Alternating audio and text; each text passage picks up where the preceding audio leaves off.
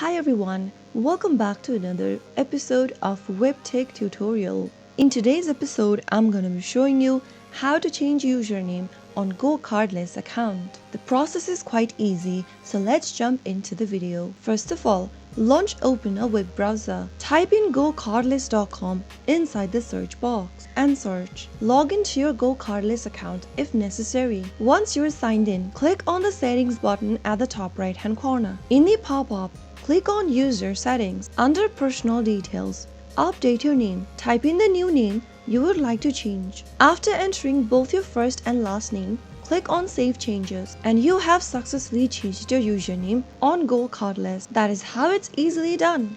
If you found the video to be helpful, go ahead and give us a thumbs up. Don't forget to subscribe to the channel by hitting the subscribe button. Also press on the notification bell so that you'll never miss another upcoming upload from us. I will see you again in the next video. Thank you for watching.